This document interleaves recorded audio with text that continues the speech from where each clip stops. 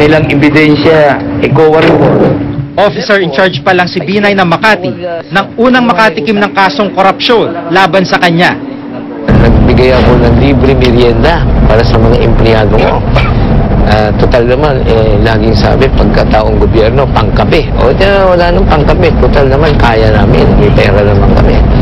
O, ano bang nangyari sa akin? Nahabla ko. Graft and corruption, ha? Mga graft and corruption. Alam ba, hanggang ngayon, nakabindin pa yung kaso doon. Isa rin sa mga ibinabato kay Mayor Binay noon ang pagpapatayo niya ng 24-story na City Hall noong 2000. Sa taas nito, hindi ito pauhuli sa mga nagtataasang gusali ng negosyo sa Makati. Moderno at malahotel ang konsepto at disenyo ng City Hall.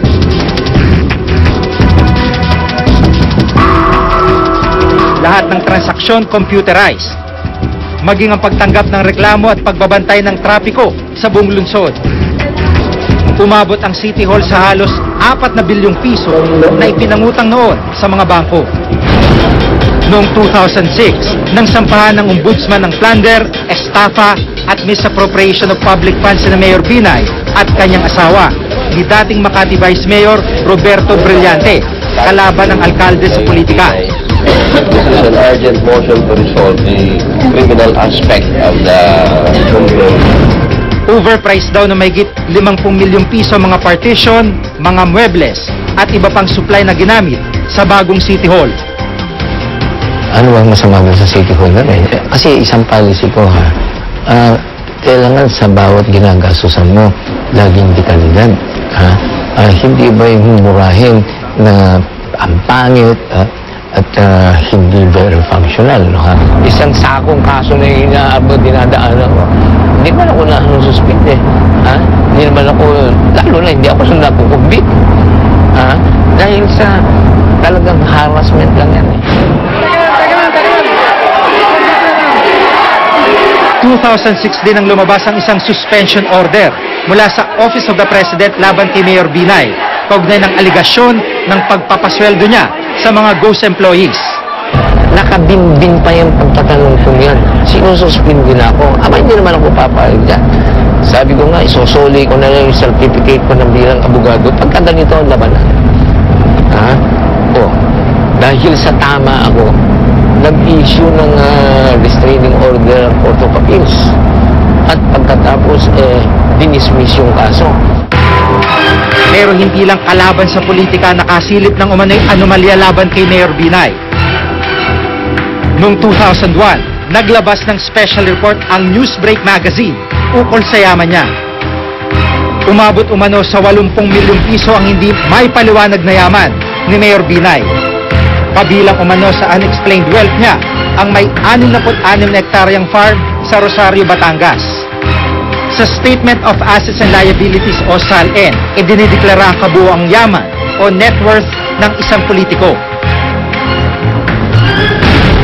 Noong 1989, halos 3 milyong pisong net worth ni Mayor Binay. Matapos ang 2 dekada, umabot ang kanyang net worth sa halos 44 na milyong piso base sa kanyang 2008 SALN. Nadagdag sa mga yamang kanyang idineklara ang isang bahay at isang lupa sa Makati, isang lupa sa Laguna, isang lupa sa Cavite, at isang lupa sa Batangas. Bilang mayor, hindi lalagpas ng 53,000 piso kada buwan ang kanyang sweldo. Yung karamihan ng properties dyan, mahal ko yan. At saka yung ibang properties dyan, bago pa ako nasa gobyerno, no? Tsaka, alam mo, yan ang malungkot sa nagtatrabaho sa gobyerno, Hindi ka pwedeng maghanap buhay ng iba. O ako, meron akong piggery. O, yung nalalaman ko sa pamamahala, bakit naman hindi ko magamit na pamamahala sa aking negosyo? So, nandiyan naman hindi naman tinatago yan. Pwede niyo ho bang sabihin categorically na hindi po kayo ni minsan na tempt o naging corrupt sa inyong pamamahala? Yung temptation, hipokrito naman ng isang nasa gobyerno, kahit na sa anumang, kahit na sa private sector, pagka yung temptation, laging nandyan yan. lagi nga yung demonyong nagtiattempt sa tao. Pero, ayan masasabi ko sa iyo, na yan na-overcome ko. No? Ang yun lang gumawa lang tayo ng distinction. Not necessarily for me.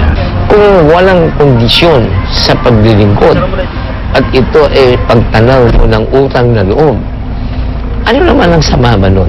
Paano naman magiging graft and corruption yun? Kailangan doon yung bago mo ginawa, nanghingi ka, kung hindi ka magbibigay, hindi gagawin, ayun ang talagang graft and corruption. Sa kabila ng mga aligasyon ng korupsyon, hindi natitinag si Mayor Binay sa pagtakbo niya bilang pangalawang Pangulo. Magandang umaga po, Jojo Binay po. Salamat pare, salamat. Isa pa sa mga tinanong ko, ang tungkol sa pondo ng kanyang kampanya. Yung mga pondo po ninyo sa commercials, ito po ba'y personal, donation? Magandang buhay. There was a time na itong, kasi meron kaming Foundation Day celebration. Mga 4 or 5 years ago, meron kaming infomercial. Nasaan na tayo sa Makati, and where are we now, how did we spend our money, etc. etc. So kasama yun sa reporting on Foundation Day. Pagkatapos naman ng panahon ng sa Foundation Day, yung ibang infomercials ko ay sa tulong na ng mga kaibigan.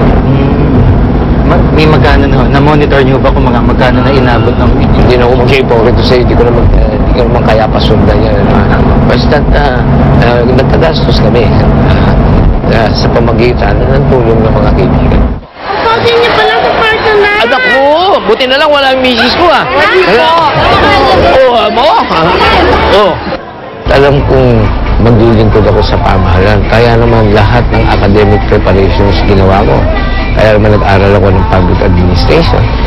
Kaya naman ako umattend naman kung ano seminar. Handa ako ngayon sa pwesto yan. Ilang posisyon ang hinawakan ni Mayor Binay sa pamahalaan. Meron daw siya mga magagandang nagawa, pero hindi may kakailang naging kakambal niya ang mga batikos at kontrobersya. Nasa mga botante na kung ipapasa siya o iluluklok bilang pangalawang Pangulo ng bansa. Ako si Jig Manicad at itong nakatala sa aking Reporter's Notebook.